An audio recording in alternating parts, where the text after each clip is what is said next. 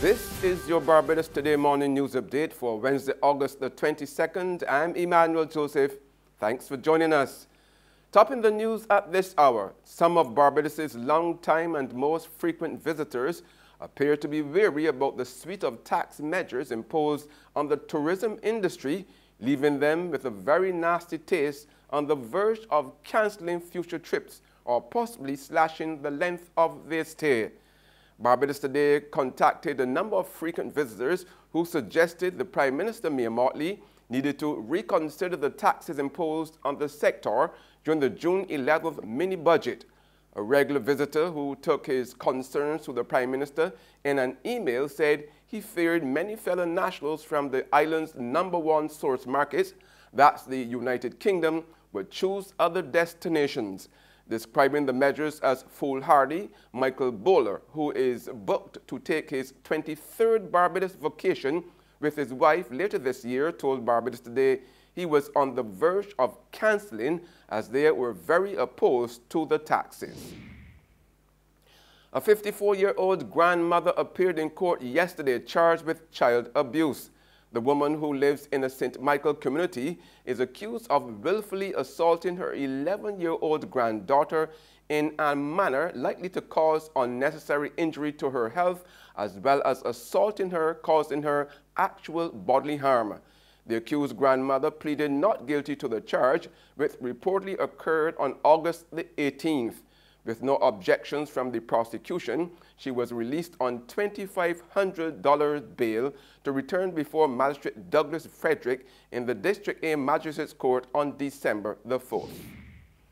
Skilled Barbadians will now be able to work and live indefinitely in 7 Caribbean states so far without requiring a work permit.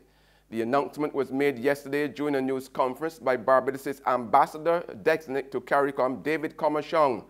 Comachong, who accompanied Prime Minister Mia Mottley at the July Head of Government Summit in Jamaica, said agreement on the CARICOM Skilled Nationals Program was one of 4 crucial decisions made by the leaders towards boosting the free movement of regional people. But as Comachong revealed, the conference agreed that all 14 CARICOM states should fully implement the jobs program by year-end. All 14 participating member states should put in place all of the necessary national laws to operationalize all 10 categories of skilled nationals who it has been agreed are entitled to move across the 14 participating states of the Caribbean community to seek employment. It seems difficult for residents of Newbury St. George to accept the death of their friend, neighbor, and perennial good guy, John Pollard, whose body was discovered Monday night in a well in a bushy area at the junction of Bridgecourt and Cottage Road, St. George. Police at Bordett Hall Station received a report that a car which appeared to have been involved in an accident was in a ditch a few meters off the road. When they went to the scene, they discovered the body of Pollard, a local DJ known as JP International, or JP to those close to him. Residents did not have a bad word to say about him as shock waves rippled across the closely knit village. Larry Peter all them come out wrong here. Okay. He was #1. I didn't like to you, he was #1. Right now, you feel so hurt, man. You just feel hurt, man. Why you got both your shot. I worry about his family because, you know, they're close-knit family. My mom is in Miami and she would have like looked after them. And his mother, we used to like, we go by them and eat, they come by us. You know, good close family, right? His mother would always, you know, shout me, look after me. My sister, his sister Jackie would bathe my skin and black my hair, me and my sister Antoinette. And then Kelly by last extension changed it. It was more close because, you know, by their group. Then in the later stages, partying and stuff together, but you know, but it's really hurtful. There's something from him, but if it's a smart report, you know what I mean? Yeah. And then one thing you actually hear him say how a joke or really being him, right? But otherwise than that, you know, he's on the road, he's very quick. Prime Minister Mia Mottley has expressed best wishes to the Muslim community in Barbados on the two-day celebration of al-Adha, or Festival of Sacrifices. This celebration, which begins today, is the second of two Islamic holidays, considered the holier of the two. In sports now, St. Lucia Stars crashed to a humiliating 7-wicket defeat to St. Kitts and Nevis Patriots after collapsing to 69 all out inside 13 overs at the Darren Sammy Cricket Ground in St. Lucia last night. It was a dispiriting effort from a Stars side that had just ended their 2-year wait for a Hero Caribbean Premier League victory and had been in such good form with the bat against the Barbados Tridents. The next CPL game comes off tonight between the Tridents and the Jamaica Talawas in Lauderhill, Florida. There's regional and international news after this short break.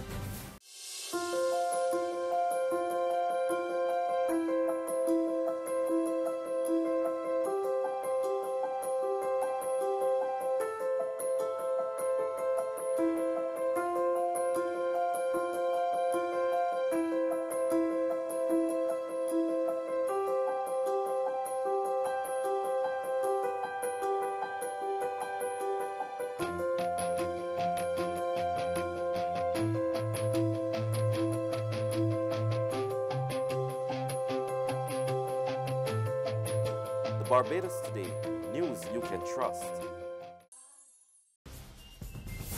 We're back with news from the region now. A 6.8 magnitude earthquake which struck some 57 kilometers southeast of Carapino, Venezuela yesterday evening has caused structural damage in Trinidad and Tobago.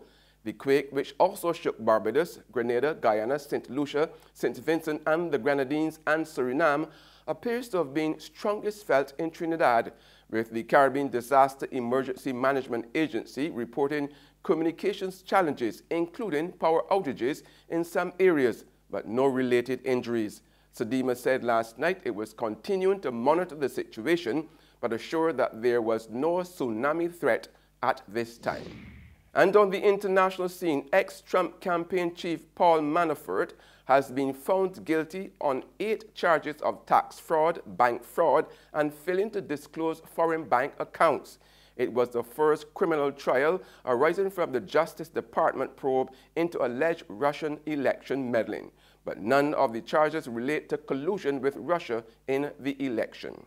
The charge sheet claims that Mr. Manafort funneled more than $75 million through offshore accounts in very exotic locations. And Paul Manafort's alleged to have laundered some $18 million of that himself. He's claimed to use this to splash out, spending more than $1 million on men's clothing in New York and Beverly Hills, more than $1 million in antiques, including buying rugs, and hundreds of thousands on luxury cars. He also bought multi-million-dollar properties in both New York and Virginia. The charge sheet says that Paul Manafort rented out one of those properties for thousands of dollars a week on Airbnb, but made his daughter and son-in-law say that they lived in that so that he could get a larger loan.